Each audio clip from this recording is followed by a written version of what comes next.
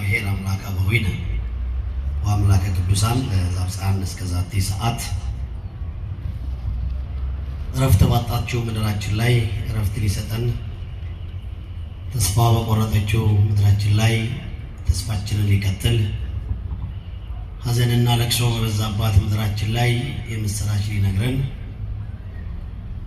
በደልና ኃጢአት መተላለፋችንን ሳይመለከት በቅድስና ስፍራ ያሰባሰበን አምላካችን እግዚአብሔር ከሁሉ አስቀድሞ ክብርና ምስጋና ይግባው። ካህናት አባቶቻችን ይልቁንም ደግሞ ይህንን አልጫውን ዓለም በቅዱሱ ወንጌል እየመረረውም ቢሆን እያጣፈጣችሁ የምታገለግሉ መምህራነ ወንጌል እንደየደረጃችሁ እንደየማዕረጋችሁ ትንሽም ብትሆን የመንገድ ትንሽ የለውምና ከአዲስ አበባ ከኔ ጋር ለማገልገል የተገኘው ልጅ ወንድማችን በኃይሉ የተወደዳችሁ የሰንበት ትምህርት ቤት ወጣቶች ምድር ሐዘን በዝቶባት 5500 ዘመን መከራ ሲያዋልላት የምስራች የሰማንባት የደስታችን ፍጹም መፍሰሻ የመድኃኒታችን አስገኝ የድንግል ማርያምን ክብር ቀኗን በማሰብ በዚህ ቅጽር ይሄ ድምፅ የሚሰማችሁ የተዋህዶ ልጆች በኢየሱስ ክርስቶስ ፍጹም ሰላም እንደምን አመሻችሁ። አሜን። ወዳጆቻችን እጃቸውን ዘርግተው በፈገግታ ሲቀበሉን የማያውቁንና ጠላቶቻችን ደግሞ ሲገላምጡን ይልቁንም ደግሞ በድፍረት የሰራነው ኃጢአት ሳያጠፋን በቅድስናው አደባባይ ያኖረን አምላካችን ክብርና ምስጋና ይግባው። ድምፃችሁን አንድ ጊዜ ልስማው። ኢየሱስ ክርስቶስን ቆይ ያልኩት ሌላ የሚያውቅ ሰው በሉ እስቲ ድምፃችሁ ያንሳል። ኢየሱስ ክርስቶስን የሚያውቅ ሰው ድንግል ማርያምን ለሰከንድ እንኳን ቢሆን አይረሳትም። አማላጅነቷ ከሁላችን ጋር ይሆንልን። አሁን ነው ልል የሚባለው ባይሆን እንኳን እንጂ ሳልናገር የጥበብና የእውቀት የሚስጢር ባለቤት እግዚአብሔር ዛሬም እንደ ትላንቱ ስለማይተወን ድምፁን ሊያሰማን አጋቦስ ከሚባለው ሰይጣን መንጋጋ አውጥቶ በቤተ መቅደሱ እግዚአብሔር ስላኖረን እንደ ትላንቱ እንደ ዛሬው ደግሞም እንደ ጠዋቱ እንደ ማታው እንዲያስተምረን መልካም ፈቃዱ ይሆንልን። ወገኖቻችን ይሄ አጋቦስ የሚባለው ሰይጣን መደበኛ ስራው ሰውን ከእግዚአብሔር ቤት ማስቀረት ነው። ምንም ስራ የለውም ሌላ። ሰውን ከቤቱ እያስነሳ በየሱሰኛው ቤት የሚያስገባ ወገቡ እስኪንቀጠቀጥ ድረስ ማኪያቶ ተራ ቁጭ አድርጎት ቤተክርስቲያን እንዳይመጣ ኪዳን እንዳያደርስ ቅዳሴ እንዳያስቀድስ እቺ ጌጠኛዋን ቤተ መቅደስ እንደዚህ እንዳይሞላ ነፍሱን እንዳያሳርፍ ቀኑን ሙሉ ሲነጫነጭ እንዲውል አንደበቱ ክፉ እንዲያስብ እንዲናገር ሰዎችን በኃጢአት ጎዳና እንዲመራ የሚያደርግ የአጋቦስ የሚባለው የዲያብሎስ የሌንጊኖስ ዲፓርትመንት ከሱ አገዛዝ ከሱ ጠካይ ነው፣ አረመኔ ነው። የእግዚአብሔርን ድምፅ ሰው በጌታ በኢየሱስ ክርስቶስ ቃል እንዲኖር አይፈቅድም። ስለዚህ ከሚገርማችሁ በላይ ከዚህ ሰይጣን ሰውሯችሁ በቤተ መቅደሱ ያፈሰሳችሁን አምላካችሁን አንድ ጊዜ ብታመሰግኑ ደስ ይለኛል። ማርያም ስለሆነች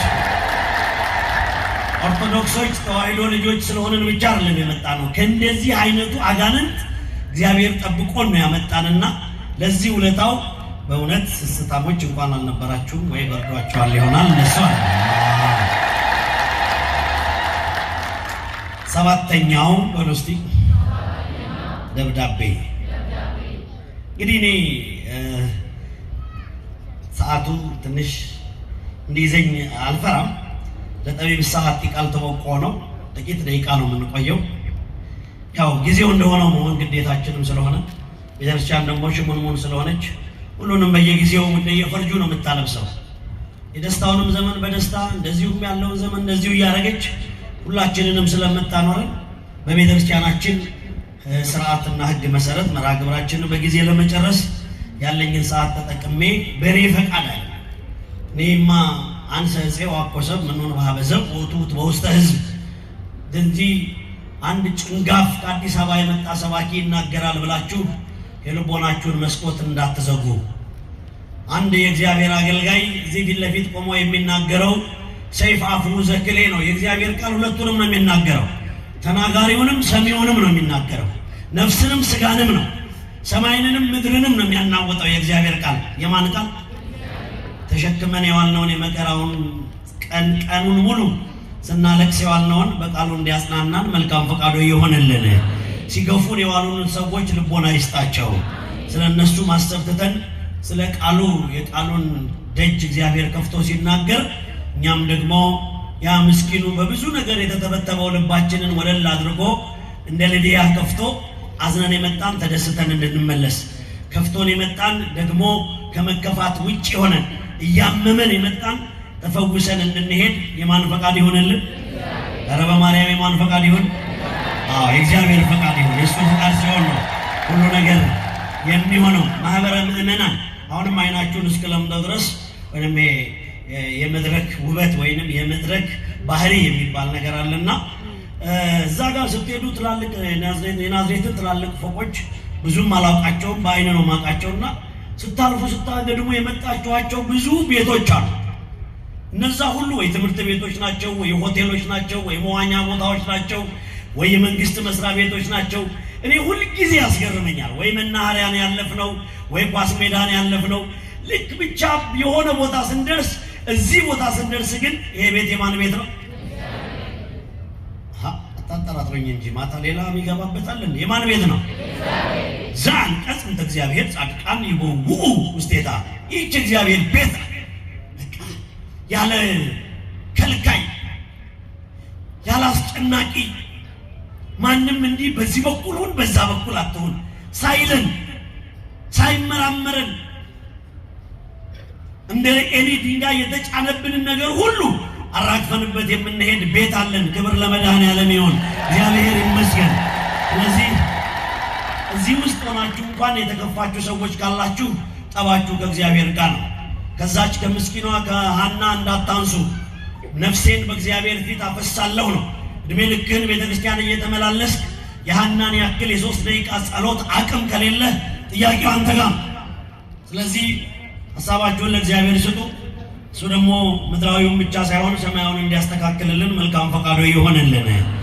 እነዚህ 7 ከተሞች አሉ። የዮሐንስ ራእይ ምዕራፍ 3 ከቁጥር 7 ጀምሮ የተጻፈላቸው እነዚህ 7 ከተሞች ትንሽ ሰዓቱ እኔን ስለሚገድበኝ እኔ ምን አስጨነቀኝ የተወሰነውን አንዷን ብቻ። አንዳንድ ጊዜ መድረኩ ተመችቶናል፣ ጊዜው ፈቅዶልናል፣ ህዝቡ ይሰማናል እያለን እኛ አንዱን እንጀምረውና አንዱን አንጨርሰውም እና ህዝቡም እጁን አውጥቶ ስለማይጠይቀን የፈለግነውን ተናግረን የምንወርድባቸው አጋጣሚዎች ጥቂት አይደሉም። ከኛ እንኳን የቆረጁ ሰዎች ስብከቱን አስተካክለው ህዝቡን እያደናበሩት ነው። ህዝቡ መስማት እንጂ ማዳመጥ እንደማይችል እነዛኞቹ በጣም አውቀውታል። ሰምታችሁ የለም? ደስ አለኝ አለው። አቤት አለ ከህዝቡ መሃል አዳራሽ ውስጥ። ሚስት ትፈልጋለህ አይደለም? አዎ። ጓደኛ አሜሪካ ናት አይደለም ሲለው አይ ፓስተር ጂንካ ናት አለ። አዳራሽ ውስጥ ያለው ሰው ሁሉ አሜን ይላል።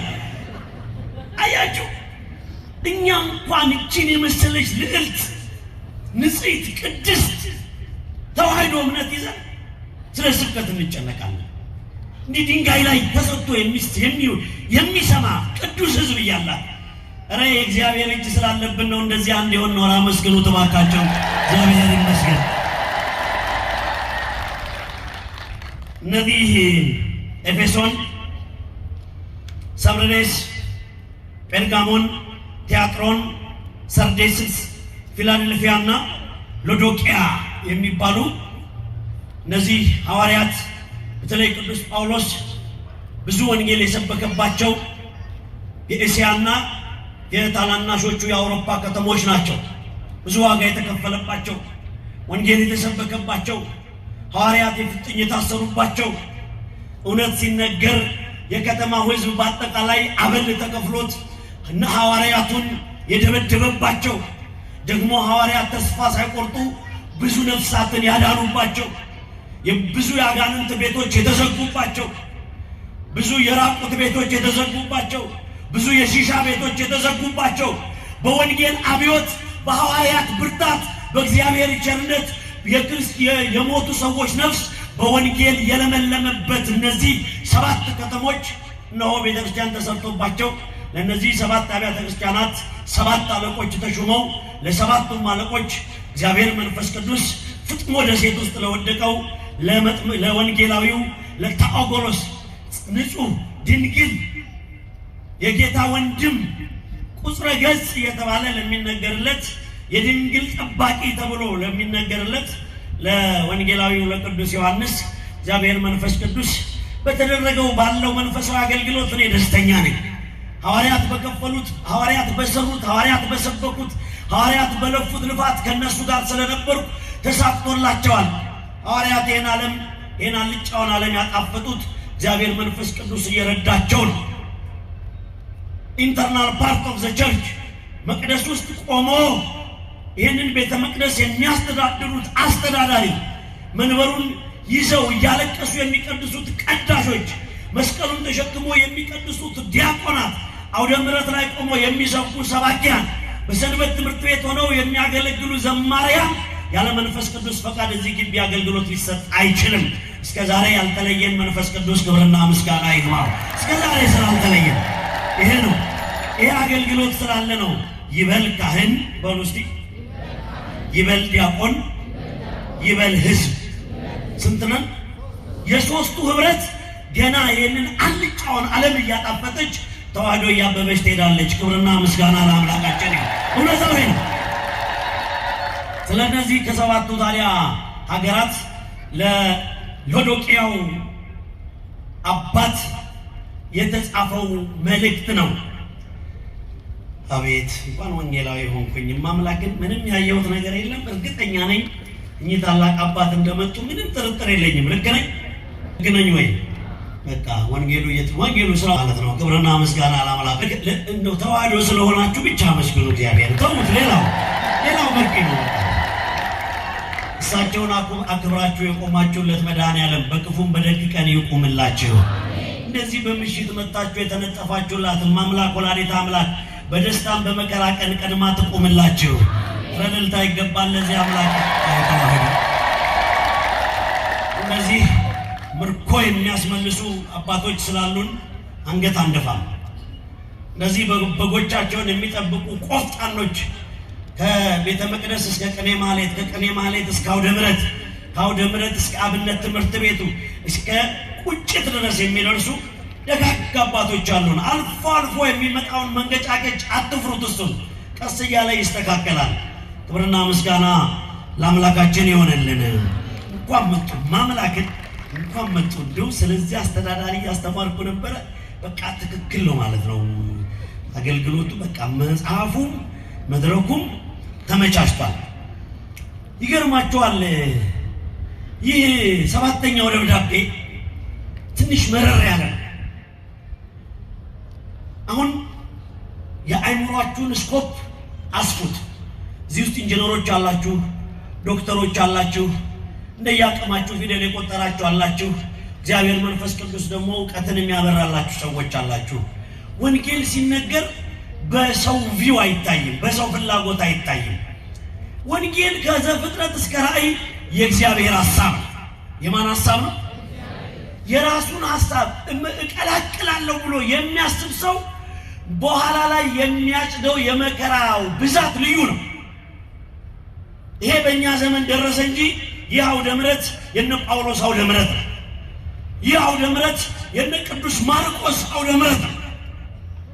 ምንም ያልተሸረፈ ምንም ያልተቀነሰ በሙሉ ስልጣን በሙሉ ክብር ለሚያገለግላት ቤተክርስቲያን እንደዚህ አይነት አባቶች አላት። ስለዚህ አይምሯችሁን ሰፋ አርጋችሁ አዳምጡ። እናንተ ቃሉን ስትሰሙ መድኃኔዓለም የልቦናችሁን ጩኸት ይስማላችሁ። እናንተ ቀና ብላችሁ ወደ መስቀሉ ስትመለከቱ መድኃኔዓለም ወደ ህይወታችሁ ይመልከትላችሁ። ምንድነው የሚለው ይሄኛው ደብዳቤ 7ኛው? ይኸውልህ ይለዋል። ለዮሐንስ ነው፣ ለወንጌላዊው ለቅዱስ ዮሐንስ ነው። እግዚአብሔር መንፈስ ቅዱስ የሚነግረው። ጀግና ነው፣ ጎበዝ ነው፣ ብርቱ ነበረ። ግን እቺ ሎዶቅያ የምትባለው ከተማን እንደ ድሮው በኃይልና በስልጣን እየመራት አይደለም። የፈራው ነገር ሊኖር ይችላል። ጨርሶ ጥፋት አላጠፋም። ነገር ግን በፊት በነበረው ወይ ሐውር መኃይል ውስጥ ኃይል፣ በፊት በነበረው ሞገስ፣ በፊት በነበረው ጸጋ፣ በፊት በነበረው ዕውቀት፣ በፊት በነበረው ጥበብ ቤተክርስቲያንን እያገለገላት አይደለም። ትንሽ ዝቅ ብሏል። ያንን ነገርህን አስተካክል ብሎሃል እያለ ይነግረዋል። እንዲህ ብሎ ጽፎለታል። በሎዶቅያ ወዳለው ወደ ቤተክርስቲያን መልአክ እንዲህ ብለህ ጻፍ። አሜን የሆነው የሚታመነው እውነተኛው ምስክር በእግዚአብሔር ፍጥረት መጀመሪያ የነበረው እንዲህ ይላል፣ በራድ ወይም ትኩስ እንዳልሆንክ ስራህን አውቃለሁ። በራድ ወይም ትኩስ ብትሆንስ መልካም በሆነ ነበር። እንግዲህ ለብ ስላልክ በራድም ወይም ትኩስም ስላልሆንክ ከአፌ ልተፋ ነው። እንዲህ ይለዋል። ምክንያቱን ሪዝኑን ነው የሚያቀርብለት። እንዲህ ያለበትም ምክንያት እግዚአብሔር ሀብታም ነኝና ባለጠጋ ሆኛለሁና አንድስ እንኳን አያስፈልገኝም የምትል ስለሆንክ ጎስቋላና ምስኪን ድሃም እውርም የተራቆትክ መሆንህም ስለማታውቅ ባለጠጋ እንድትሆን በእሳት የነጠረውን ወርቅ ተጎናጽፈህ የራቁትነትንም ኀፍረት እንዳይገለጥ ነጭ ልብስን እንድታይም ዓይኖችን የምትኳልበትን እንኩል ከኔ ትገዛ ዘንድ እመክርሃለሁ። እኔ በሏ የምወዳቸውን እገሥጻቸዋለሁ። ስለ ቃሉ የአምላካችን ስም የተመሰገነ ይሁንልን። አሁን ምንድን ነው ያለው? ማስጠንቀቂያ ነው። ይሄ ኦብሊጌሽን ነው። አንዳንድ ጊዜ ሁላችሁ ወንጌል ሊቃውንቱ ሲተረጉሟት 4 እኛ ደግሞ ወደ እናንተ ስናደርሳት 3 ትርጉም ይኖራታል። የመጀመሪያው ንባብ ነው። ሁለተኛው የንባቡ ትርጉም ነው። ሶስተኛው ምስጢር ነው። በጣም እየጠነከራችሁ ስትሄዱ ደግሞ ተግሳጽ ይጨመርበታል። በቃሉ እንድንጠነክር መድኃኔዓለም ይርዳል። አሁን ትልቁ ችግራችን የመስማትና የመናገር የመቀባበሉ ጉዳይ አይደለም። ይኸውላችሁ ቤተክርስቲያኒቱ እንደነዚህ አይነት ጀግኖች አባቶች ይዘዋት እዚህ ስላደረሷት እስካሁን እኛ ጋር ደርሳለች። እኔ ወየውልን ከኛ በኋላ ምን አይነት ትውልድ እንደሚረከባት አይገባኝም። ቢሆንም ግን እግዚአብሔር ለራሱ ሰው አያጣም። እግዚአብሔር ለቤተ መቅደሱ ሰው አያጣም። እንደውም ደግ አምላክ ነው። ያድጋል ሀገር ዘእንበለ አሐዱ ኄር ነው። ምእመናን ይኸውላችሁ ቤተክርስቲያን የተዋህዶ ልጆች ከሆናችሁ ስለሆናችሁ እንትን ይሄ የነፍሱን የስጋውን የስጋዊውን ዓለም በመንፈሳዊ መነጽር ተመልከቱት። ዓለም ግራ ግብት ብሎት ይኸው በሁለት ተከፍሎ እንደምታዩት ከሰማይ መና በወረደባት ምድራችን ላይ የሰው ልጅ ራሱ የሚጠፋበትን ፈንጂ እንደ ዝናብ እያወረደ ከዛሬ ነገ ለመጠፋፋት ቀጠሮ ይዘናል። እኛ ክርስቲያኖች ስለሆንን ቤተክርስቲያን ተስፋ ስላላት ግን እንኳን አይደለም በህይወት ቆመን ይቅርና የመጣውንም ገጭ እግዚአብሔር ያስተካክለዋል ብለን እናምናለን። ኢትዮጵያ ሀገራችንን መድኃኔዓለም ሰላም ያደርግልን። የሰላምን አየር ለምድራችን ይስጥልን። ዓለም ተስፋ ስለቆረጠ ተስፋ ከቆረጠው ዓለም ጋር ግብ አትያያዙ። ወደ ቤተ ክርስቲያን ኑ፣ ወደ ወንጌሉ ኑ። 365 ቀን ሳይደርቅ የሚፈልቅ የበረከት ምንጭ የህይወት ምንጭ ቤተ ክርስቲያን አለ። እንዴት እችን ትልቋን እምነት እንዴት ከዓለማዊ ጋር አወዳድራችሁ እዛው ስበው ያስቀሯቸዋል? አስቸጋሪ ነው። ስጋዊውን ዓለም በመንፈሳዊ ዓለም ካላያችሁት ዓለም ላይ እየታየ ያለው ነገር በጣም ከባድ ነው። እቺ ጉደኛ ደግሞ የሆነች ሀገር ትላንትና ሳይቀራሉ የሰይጣንን ቀን ስታከብሮላለች አሉ። ዛሬ ነው የሰማሁት። አሁን እስኪ እንደው በስነ ስርዓት በቅጡ መቆም ሳይችል እንደው እነዛ የሞቱ ሰዎችን ታሪክ ተቀብላ ስንት ትርጓሜ፣ ስንት ምስጢር፣ ስንት ገና ተገልጠው ያልታዩ ስንት የጥበብ መጽሐፍት ባሉባት ሀገር ላይ እንዲህ አይነት ትውልድ ተፈጥሯል። ከዛ መንጋጋ አውጥቶ በቤተ መቅደሱ ስለሚያኖረን ክብርና ምስጋና ለአምላካችን ይሆንልን። ምን አለው ሰውየውን? አስተዳዳሪውን ምን አለው? አስተዳዳሪውን ወይንም የቤተ ክርስቲያኑን መሪ ይኸውልህ እኔ ወድሃለሁ፣ እኔ እኮ ክብሬን ሰጥቻለሁ። እዚህች ሎዶቅያ የምትባለው ከተማ ምዕመናን ከተራራ ስር ያለች ናት። በታናሹ እስያ ውስጥ ያለች ከተማ ናት እና የከተማው ውሃ መጀመሪያ ሲፈልቅ ጸበል ሆኖ ነው የሚፈልቀው ከከተማው ግርጌ ላይ እና ከከተማው ግርጌ ላይ ጸበል ሆኖ ይፈልቅና መድኃኒትነቱን ከጨረሰ ወይንም በጸበልተኞቹ ጸበል ተጠምቀው ተጠጥተው ከጨረሱ በኋላ ወደ ከተማው የሚገባው በድንጋይና በድንጋይ መካከል አልፎ ነው። ሀገሪቱ ደግሞ ፀሐያማ ስለሆነች ድንጋዩ ውሃውን ያሞቀዋል። ስለዚህ የሎዶቅያ ከተማ ህዝብ ከተማው ጋር ውሃው ሲደርስ ለብ ብሎ ነው የሚደርሰው። የዚህች የሎዶቅያ ቤተክርስቲያንን አባት ህዝቡን እንዲያስተምር እንዳይፈራ እውነቱን እንዲገልጥ ትላንት በነበረ ክብር ቀጥል፣ ትላንት በነበረው ሞገስ ቀጥል፣ ካንተ በላይ ስልጣን ያለው የለም፣ ማንም ሊያስፈራራህ አይችልም። ማምላክ ምስክሬ በጣም በቤተክርስቲያን የክህነት ደረጃ የሚያስደስተኝ የአባቶቻችን የካህናት ስልጣነ ክህነት ውስጤን ያረሰርሰዋል። ቻይናት ቀርጸው አውሮፓ ይቀረጽ፣ ባለሀብቶች ተመተው አባ ቆይ እርሶ መስቀል አንዴ ይቀመጥ አይባል። እንደውም በሚገርማችሁ ልክ ፓይለቶቹ ፊዚክስና ኬሚስትሪን አበጥረው አንጠርጥረው ይማሩና ፓይለት ይሆናሉ። ኬሚስቶቹም ደግሞ ዶክተር ይሆናሉ። እነዚሁ ፕሮፌሰር የሆኑ በዚህ ምድር ላይ የሚያንገበግብ ወይም የሚያንቀጠቅጥ ስልጣንና ማዕረግ ይኖራቸዋል። የኛ የተዋህዶ አባቶቻችን ስልጣን ግን ሌሊት 11 ሰዓት ተኩል ላይ ሚመጠን ግርምት ዛቲ ዕለት እንተ ይወርድ መንፈስ ቅዱስ እምድንተ ሰማይ ወይ ጼልሎ ለዝንቱ ህብስት ወይ ቅዱሶ ለዝንቱ ጽዋ መንፈስ ቅዱስ በሩስቲ ከሰማያ ሰማያት ይመጣል። ይሄን ቤተ መንግስት ያሉ ሰዎች መናገር አይችሉ፣ አሜሪካ ያሉ ሰዎች መናገር አይችሉ፣ ጉልበተኞች መናገር አይችሉ፣ ሚሊዮነሮች መናገር አይችሉ። ይህንን ስልጣን መንፈስ ቅዱስ በየዕለቱ እነሱ ጋር መጥቶ ለኛ የህይወት ምግብ የሚሰጠን አምላካችንን ረበ መድኃኔዓለም ከፍ አድርጉና አመስግኑት። ይሄ ስልጣን ለዘላለም ይኖራል። ይሄ ስልጣን ማንም አይሸርፈውም፣ ማንም። ስለዚህ እንደዚህ ነው የሚለው፣ ያንተ ስልጣን ብርቱ ነው። ከተማ ውስጥ እንደገባው እንደዛ በድንጋይ መሃል መጥቶ እንደዋለው ውሃ ግን ለብ ብለሃል።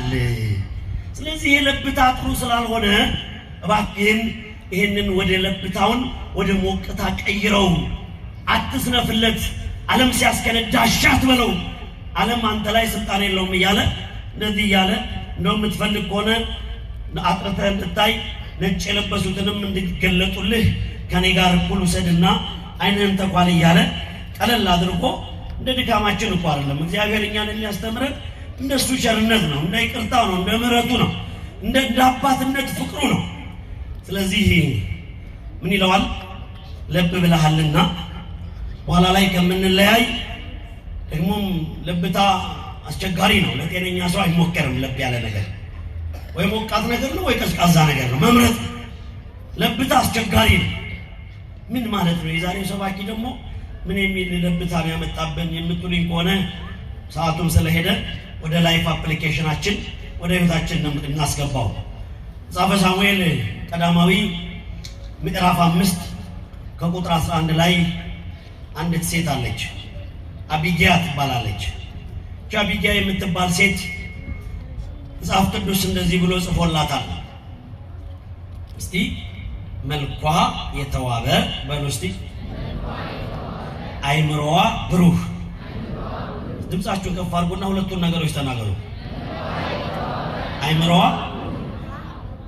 አሁን መልክ በእኔና በእናንተ አይን ለአንዳንዱ ቀናንን፣ ለአንዳንዱ ደግሞ ቀና አይደለንም። እግዚአብሔር ግን በስራው ምንድነው? ሁሌ ትክክል ነው አይደል? ሁሉም ፍጥረት ሁሉ ለእግዚአብሔር መልካም አይደለም። እኛንን አቃቄር የምናወጣው ወይንም ስም የምንሰጠው ነገሩን ሁሉ በጊዜው ምን አድርጎ ሰራው? ውብ አድርጎ ሰራው። የዚህች ሴት ግን ልዩ የሚያደርገው መልኳ የተዋበ ነው፣ አይምሮዋ ብሩህ ነው። አሁን ምድራችን ያጣችው ሚሊዮነር ሰው አይደለም። አሁን ምድራችን ያጣችው ምድራችን ያጠራት ተናጋሪ ኦራተር አይደለም፣ ተናግሮ የሚያሳምን አይደለም። ያጣችው ምድሪቷ አይምሮ ብሩህ የሆነ ሰው ነው የጠፋው። አይምሮ ብሩህ የሆነ ሰው እንዴት ሞትን ወደ ህይወት እንደሚቀይር ነው። ባሏ በጣም ባለጸጋ ነው እና ዳዊት እግዚአብሔር ከረኝነት እኔ አንዳንድ ጊዜ ያላችሁ ምእመናን በፌስቡክ እና በቲክቶክ እንደዚህ በዘመነኛው ጉዳይም ደግሞ አይምሯችን ተወጥሮ የእግዚአብሔር ሐሳብ ሳይገባን እድሜያችን ኋላ ኪሳችን ከገባ በኋላ ና ወዲያ ብንል ምንም ጭቅጭቁ ትርፉ ጭቅጭቅና ጨጓራ በሽታ ብቻ ነው። በጊዜው ጥበበኛው እግዚአብሔር ጥበብን እንዲገልጽልን መልካም ፈቃዱ ይሆንልን። አሁን ወርጄ ነው የምናገረው ከናንተ አቅም በታች ሆኜ። እዚህ ውስጥ ሶስት አይነት ሰው ስላለ መጀመሪያው ወጣኔ ያለ ማርያም ስለሆነች ብቻ የሚመጣ፣ ሁለተኛው ማዕከላዊ ያለ ሁሌ አንዳንድ እሑድ ቤተክርስቲያን የሚመጣ፣ ሶስተኛው ደግሞ ፍጹማን አሉ ከቤተክርስቲያን የማይለዩ። እግዚአብሔር ይርዳኝና በሉ እስቲ ዘወትር ከቤተ መቅደሱ አይለየኝ። እስቲ የምትፈልጉ እጃችሁን አውጡ በሉ አመስግኑትና አይለያችሁ። ማን ከለከለ ታዲያ? ህይወት ያለው እኮ እዚህ ነው እኮ። ከዚህ ቅጽር ውጪ የምንወጣው ግዴታ ስለሆነ ብቻ ነው። ህይወት ያለው እዚህ ነው። ከዚህ እንወጣለን። ትዳር፣ ልጆቻችን፣ ምግብ፣ እንጀራ፣ ልብስ፣ ይሄ ጭቅጭቅ፣ ሙግት በቃ የዓለም ጸባይ ነው። የእግዚአብሔር ቤት ጸባይ ግን ሰላም ብቻ ነው። የሰላም ጌታ ምድራችንን ሰላም ይስጥልን። በእውነት እኔ እንደው እንዴት አይነት ሸክም እንደሚቀለኝ ልነግራችሁ አልችልም። ይህንን ደግሞ ልምምድ አድርጉት። እንደ ኦዲተር ብቻ ማርያም ስትሆን ብቻ ብቅ አትበሉ። እንደ ኦዲተር ገብርኤል ሲሆን ብቻ ብቅ አትበሉ። በቃ እባክህ ፍቀድልኝና በቤት ለዘላለም ልኑር። ዓለም እንደሆነ አርጅታለች።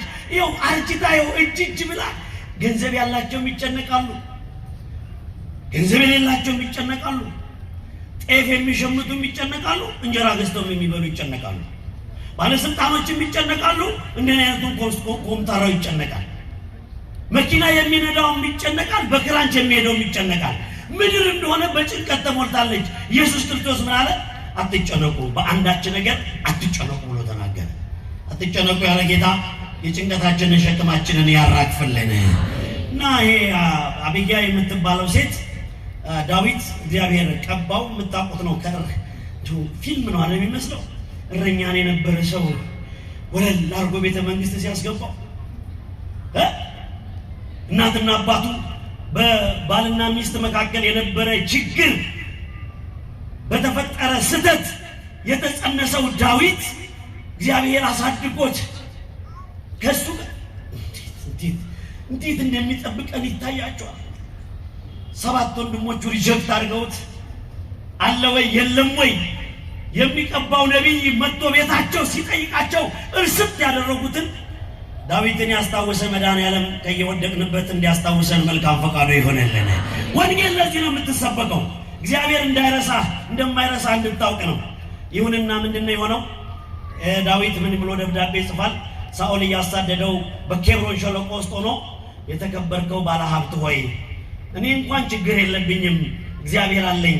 የሰጠኝ ሰራዊቶች ግን እየራባቸው ስለሆነ እቤት ውስጥ ያለው ሀብት ምንም ስለማታደርገው ለሰራዊቴ እንዲጠቅማቸው ትንሽ ሀብት፣ ትንሽ ከብቶች፣ ጠቦቶች ላክልኝ ብሎ ደብዳቤ ጽፈለታል። ይህ ሰውዬ ደግሞ ሀብት አለው እንጂ ብር አለው እንጂ አይምሮ የለው። አየው ነፃነትህን በድህነት ውስጥ ከእግዚአብሔር ጋር ስትኖር ያለውን ሰላም አየው። ገንዘብ አለው፣ ታዋቂ ነው፣ ግን እግዚአብሔር የለውም። ስለዚህ ምንድን ነው ያደረገው? ለዳዊት ለመልእክተኞቹ አንተ ማነህ እኔን እንዲህ ብለህ የምታዘኝ? እኔ እኮ ታላቅ ሰው ነኝ፣ ባለጸጋ ነኝ ብሎ መልእክት ቢልክበት ቅዱስ ዳዊት መልሶ ደብዳቤ ላከለት። አለመስጠት መብትህ ነው። አለመስጠትህን ግን የገለጽክበት መንገድ በጣም ስህተት ስለሆነ ይኸው እግዚአብሔር አምላኬ ምስክሬ ነው፣ በዚች ምድር አንዲት ነገር ሳይቀርልህ አንተንም ያንተ ያለውን ሁሉ አጠፋለሁ፣ ያውም በሕያው አምላኬ ስም እምላለሁ አለ ዳዊት። ያ ደብዳቤ ማን ጋር ይደርሳል? ሚስቱ ጋር ይደርሳል። አቢግያ ትባላለች። አቢግያ መልኳ ያማረ አይምሯ ምን ነበረ? ብሩህ ነበር። ያንን ደብዳቤ አነበበችና በሯን ዘጋግታ ወደ እግዚአብሔር ሰው ወደ ዳዊት ልክ ተራራው ስትደርስ መልእክተኛ አገኘችና ለጌታዬ ዳዊት እኔ አንተ ፊት መቅረብ አልችልም፣ በምናምንቴው ባለ ምክንያት ትዕቢት ምክንያት የወሰንከው ውሳኔ እባክህ አታድርገው። አንተን እግዚአብሔር እንደሾመህ እናውቃለን። ይህ ባንተ ዘንድ አይደረግ። እባክህ ባሪያ ከታች ቆሜ የምትፈልገውን እጥፍ ሁሉ ላደርግ ፈቃደኛ ነኝ ብላ በሕያው እግዚአብሔር ስም አመላ በትልክለት በእግዚአብሔር ስም የማለውን መሐላ በእግዚአብሔር ስም ስትጠይቀው እነሆ መሐላውን ለሷ ስል መሐላዬን አንስቻለሁ አለ።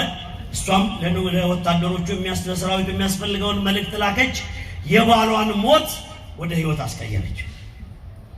ትዳር ውስጥ ለብታ ውስጥ ያለ ሰው ካለ ተጠንቀቅ፣ ትዳር እንዳታፈርስ። አሁን ሌላ የስብከት ሲስተም እንዳትጠብቅ። ለብ ብለሃል። ሰባተኛው ደብዳቤ ስለ ለብታ ነው የሚያወራው። በትዳር ውስጥ ለብ ያለ የትዳር ባህሪ ያላችሁ ሰዎች ልጆቻችሁን ነው የምትበትኑት። በትዳር ውስጥ ለብ ያለ ስሜት ያላችሁ ሰዎች ልጆቻችሁን ነው የምታስርቡት። አሁን እኛ ምድር ላይ ያስቸገረን በባለ ትዳሮች መካከል ያለ ለብታ፣ ከትዳር በላይ ሌላ ትዳር፣ ከልጅ በላይ ሌላ ልጅ። ሰዎቹ በላያችን ላይ ተዋልደው ይኸው በቁጥር እንኳን እኩል ነን ብለው እየፎከሩብን ያሉት እኛ የራሳችንን ማስተካከል ስላቃተን። ለብታ ማለት በምንኖረው ኑሮ የምናሳየው ቀዝቃዛ ስሜት ነው።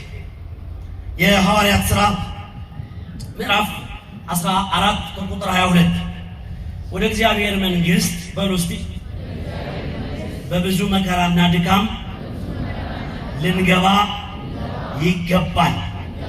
ድምፃችሁን አታሳንሱት። ወደ እግዚአብሔር መንግሥት በሉ በብዙ መከራና ድካም ልንገባ ይገባል።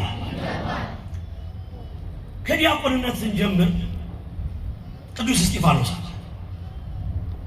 አሁን የዲያቆን መለኪያው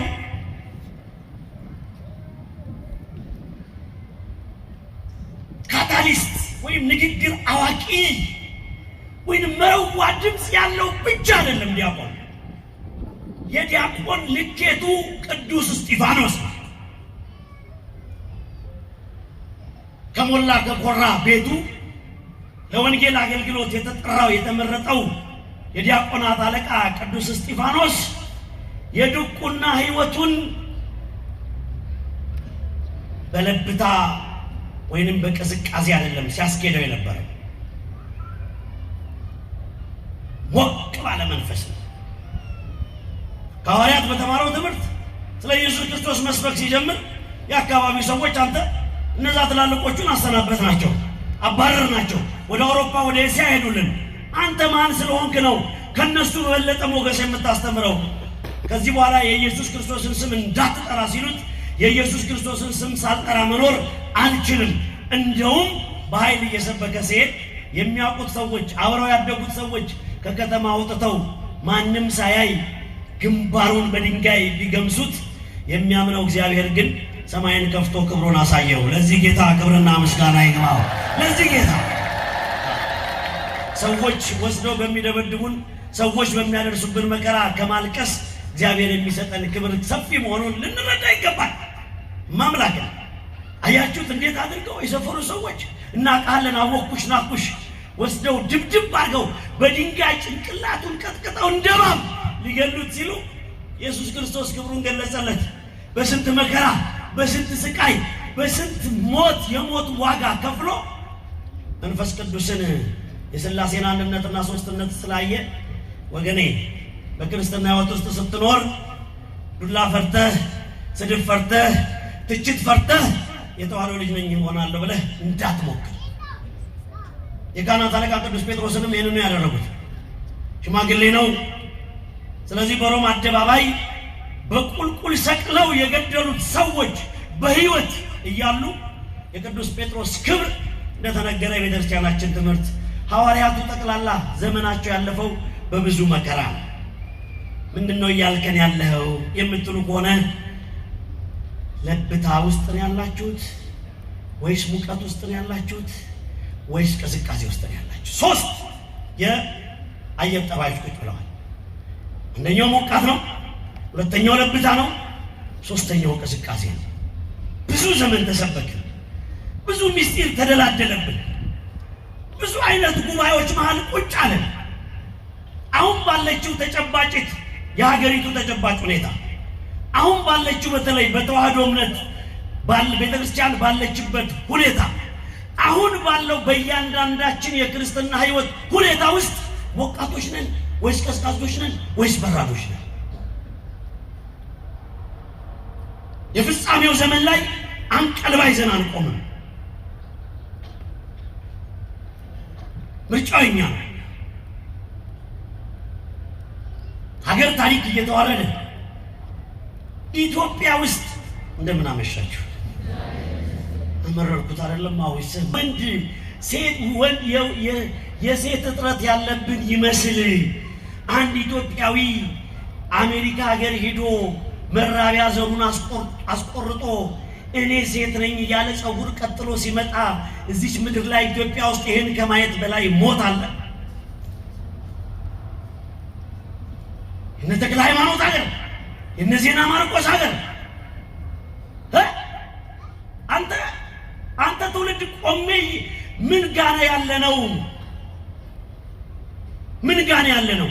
ይሄ ደብዳቤ አስተዳዳሪውን ነው የሚመለከተው ትላለህ። አንተን ነው የሚመለከተው።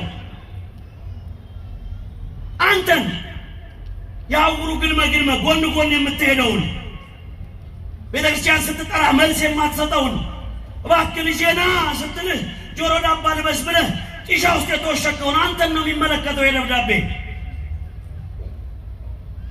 ለብ ብለህብኛል እያለህ ነው። ወንዱ ወገቡ ቀበቶ አጥሮ ራቁቱን እየሄደ ሴቶች ያ የሚያምረው ገላቸውን ራቁታቸውን በአደባባይ እየሄዱ አይተህ እንዳላየ የሆንከው አንተ ነህ ለብ ያልከው። ካህኑማ ቤተ መቅደሱን ዘላለም እየከፈተ ነው እንዴ?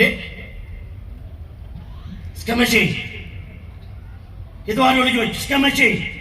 እስከ መቼ በለብታ ህይወት ውስጥ ቁጭ ብለን 365 ቀን የክርስቶስ ስጋና ደም እየቀረበ እኛ እስከ መቼ ከግቢ ውጭ ወጥተን እንሄዳለን?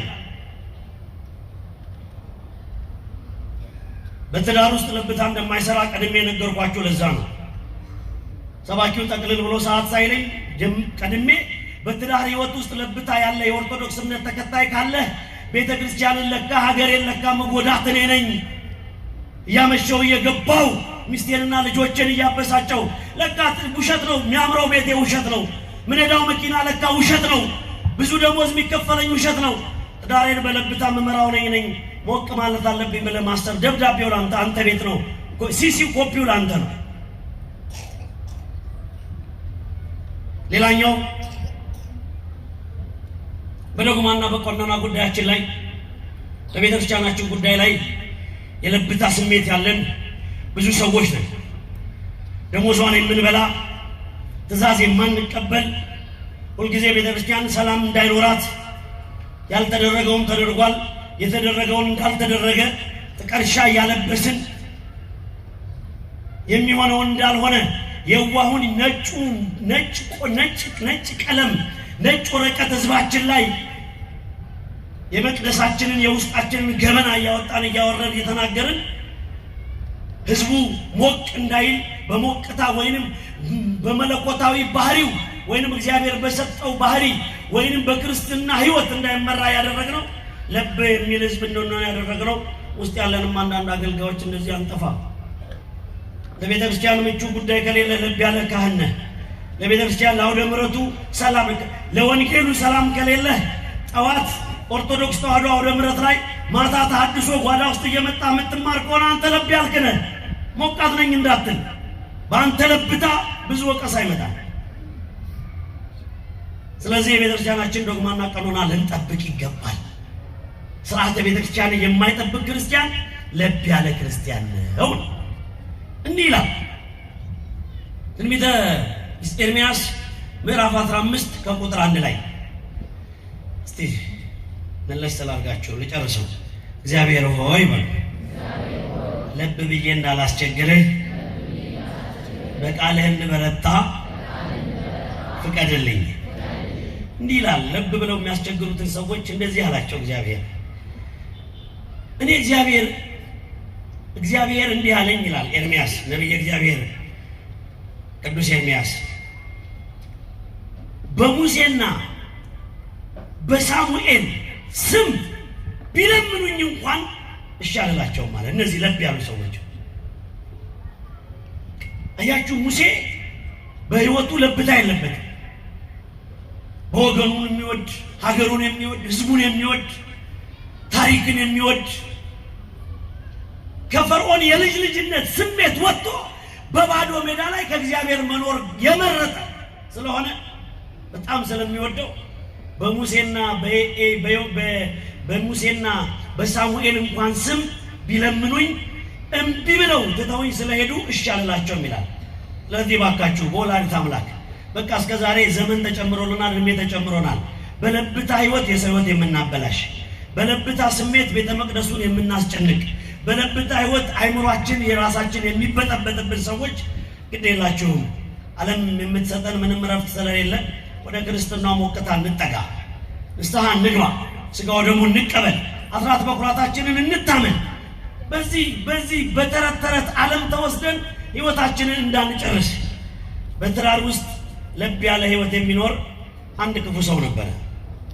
ሚስቱ 3 ልጅ ወለደችለት። ልጆች የማን ስጦታዎች ናቸው? የማን ስጦታዎች ናቸው? አብረው እየኖሩ እያለ ከጊዜ በኋላ ባህሪ አወጣና ባህሪ ደግሞ ከባድ ነው። አንዳንዴ ይገርማችኋል። ይህ ታላቅ አውደ ምሕረት ስለሆነ ነፍሴ እየተጨነቀች ነው የምሰብከው። ይህ ሰው 3 ልጅ ወለደችለት በኋላ ዝልግፍግፍ ስትልበት ከክፉ ሰዎች ጋር ውሎ ማምሸት ይጀምራል። ባክን ጌታዬ እግዚአብሔር አላጎደለብንም፣ ሀብት ሰጥቶናል፣ ጤና ሰጥቶናል፣ ልጆች ሰጥቶናል፣ ደግሞ ዘመን እየጨመረልን ነው። ለምንድን ነው ትልቅ እየሆነን እየሄድን በማሰብ ማደግ ሲገባን ለምንድን ነው የምታመሸው? ለምንስ ነው ከአቅም በላይ ሰክረህ የምትመጣው? ሀገሩን ታውቀው የለም ወይ? ይህ እኮ የምንኖርበት ሀገር ከሌሊቱ 6 ሰዓት ዘንዶ ይወጣል። አምሽተህ ስትመጣ በሉ እስቲ ዘንዶ ይውጣል። እሱ ምንም በቃ አንዴ የጭፍን ድብቅ ጭፍንና ጨለምተኛ የሚባሉ አመለካከቶች አሉ። እና በጭፍን ጥላቻ ሚስቱን ስለጠላት ባክሽን ተይኝ እያለ መጨረሻ ግን አንድ ቀን ነገረችው፣ ቁጭ አደረገችው። ከምሽቱ 2 ሰዓት ሲመጣላት አሁን ትሰማለህ፣ ማሰቢያ ጊዜ ሰጥቻለሁ። እኔን ከማግባትህ በፊት እንደ ጮኝነት ስትቆጥረኝ፣ ልታገባኝ ስትወስን፣ ካገባኸኝ በኋላ የከፈልከውን ነገር ሁሉ አስብ፣ እግዚአብሔር ያደረገልን ነገር ሁሉ አስብ። ይሄንን ማሰቢያ ዛሬ ሰጥቻለሁ። ዛሬን ማትጠቀም ከሆነ ከነገ ጀምሮ ግን ከእግዚአብሔር ጋር ተመካክሬ የራሴን ውሳኔ ወስናለሁ አለችው። ምን እንዳላት ታውቃላችሁ? ከዚህ ቤት በዚህ ጨለማ አስወጥቼሽ ምን እንዳይበላሽ አላት። 6 ሰዓት ላይ ምን ይመጣል? ምን እንዳይበላሽ አስወጥቼሽ ዘንዶ ይበላሻል ሲላት ከምሽቱ 6 ሰዓት ዘንዶ በበራቸው ላይ ያልፋል። እኔ ታዲያ ምን አንቀሸቀሸኝ? አውጥቶ ሲጥራት በላት የለም ወይ ብሎ ተጠቅልሎ ቁጭ አለ በራቸው ላይ። ማሰብ ጀመረ። ከትዳር በፊት እግዚአብሔር ያደረገላቸው። አሁን እኮ የኛ ትልቁ ችግራችን ከዜሮ ከአቧራ አንስቶ ከፍታ ላይ ሲያቆመን እንዴት አሻግሮ እንዳመጣን ማሰብ ስለምንረሳ እንጂ እያንዳንዷ ደቂቃ ላይ የቆምን አምላካችንን እናመሰግነው ነበረ። ያንን ባለማድረጋችን በዚህ እንኳን ይቀበለን በሉና እስቲ እንደው አመስግኑት። እንደው በዚህ እንኳን ይቀበለን። ልክ ከሌሊቱ 9 ሰዓት ሲሆን ትህትናዋን ፍቅሯን አስቦ እግሯ ስር ድፍት ብሎ ይቅር በይ፣ አንቺን ብቻ አምላኬን በድያለሁ፣ አንቺን ብቻ ለሚያሳዝንኩት ጌታዬን አሳዝኛለሁ፣ በእግዚአብሔር ፊት እንዳታለቅሽብኝ። እንደገና ይቅርታ ተባባሉ። በኋላ እነሱ ወደ ማረፊያቸው ሲገቡ በሩ መንኳኳት ጀመረ። ሰውየው መሳሪያውን አቀባብሎ በሌሊት ሲወጣ ዘንዶ ቆሟል። ምን ፈልገህ ነው? ቅድም ከሌሊቱ 6 ሰዓት ለዘንዶ ሰጥሻለሁ ስትላት እኮ ሰምቼ እሷን ልበላት የቆምኩ ነዋል። አንተ መንፈሳዊ ህይወት በር ላይ ዘንዶ ቆሟል። ሊውጥህ ከተዋህዶ እምነት አውጥቶ ሊሰለቀጥህ ለብታ ቁም። የዚህ ዓለም የግብረ ሰዶማውያን ሐሳብ ምድሪቱን አፉን ከፍቶ ሊውጣት ተዘጋጅቷል። እንዳየው ነው። የጦርነቱም ስሜት እንደዛው፣ የመለያየቱም ስሜት እንደዛው፣ የረሃቡም ስሜት እንደዛው። በተለይ ተዋህዶ እምነት ላይ ድንግል ማርያም ላይና ቤተ ክርስቲያን ላይ ያለ ወትሮው ዘንዶ አፉን ከፍቶ እየተናገረ እየሰማ ነው። ስለዚህ ለሁላችንም ቢሆን የለብታ ህይወት ስለማይጠቅም ወገኖቼ አይናችን እያየ ጆሮአችን እየሰማ በህይወት እያለን እንዲሁ እንዳማረብን የመንፈስ ቅዱስ ሙቀት ሳይለየን በምድር ሆነን የሰማይ የእግዚአብሔር ልጆች መሆናችንን ማረጋገጥ ይገባናል። የሉቃስ ወንጌል ማጠቃለያ ምዕራፍ 1 ከቁጥር 36 እምዬ ማርያም እናታችን አብሳሪው መልአክ ቅዱስ ገብርኤል መጋቤ ሐዲስ በቤተ መቅደስ ሳለች ጸጋ የሞላብሽ ሆይ ብሎ ቀኗ ነው ዛሬ ደስ ይበልሽ ጌታ ካንቺ ጋር ነው። እስቲ እነዚህ ሶስት ነገሮች ሁለት ደቂቃ ፈጅተን እንነጋገር። ጸጋ የሞላብሽ ሆይ ብሎ ደስ ይበልሽ ጌታ ቅዱስ ገብርኤል ሲመጣ ንጽሕተ ንጹሐን ቅድስተ ቅዱሳን ድንግል ማርያም በጸጋ መንፈስ ቅዱስ ተሞልታ ነው ያገኛት። አንድ እንዴት የዘመኑ ዲስኩር ደስኳሪ ይሄን መረዳት ያቅተዋል? ቅዱስ ገብርኤል ሲመጣ በጸጋ አጊጣ በጸጋ ተውባ በጸጋ ብርሃን ውስጥ ተሞልታ ነው ያገኛት። ከዛ ምን አላት? ደስ ይበልሽ። ድምጻችሁን ልስማ። ምን ይበልሽ? መጨረሻ የሌለው ደስታ፣ ከሰው የማይገኝ ደስታ፣ ስጋዊ ሐሳብ የማይወስደው ደስታ፣ የመናፍቃን ህብረት የማይቀማት ደስታ፣ ዘንዶው ሄሮድስ ቢመጣ የማይቀማት ደስታ። የድንግል ማርያም ደስታ ደስታዬ ነው የምትል ካለ አመስግናት። ከፍ ደስታዋ ደስታዬ ነው የምትል ነው። ሶስተኛው ምንድነው? ጌታ ብሎ ካንቺ ጋር ነው። ማን ካንቺ ጋር ነው? ጌታ ማን ነው? ማን ነው እሱ? እግዚአብሔር ከሷ ጋር ከሆነ አርዮስ ከሷ ጋር ባይሆን፣ ንስጥሮስ ከሷ ጋር ባይሆን፣ ሰባሪዎስ ከሷ ጋር ባይሆን፣ ድምጻችሁን ልስማው።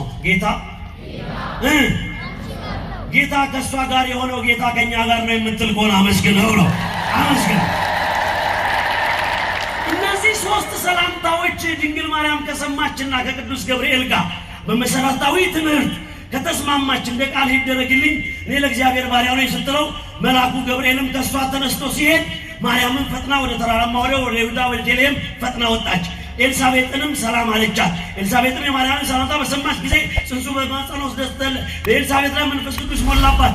እጅግ ቃል ብቻ ተናገሩ። ኤልሳቤጥም ድምጿን ከፍ አድርጋ ምን አድርጋ? ኧረ ወላዲተ አምላክ ድምጿን ምን አድርጋ? የታለ እናንተ ድምጽ? ድምጿን ምን አድርጋ?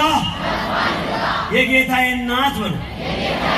ደስታ ይገባሻል፣ የማኅፀንሽን ፍሬ የተባረከ ነው። ከዚህ ትምህርት ውስጥ ቆጣህ ለብ ትላለህና ይህንን ነገረ ማርያም በልቦናችን ይጻፍልን። ይቆየን። ወስብሐት ለእግዚአብሔር።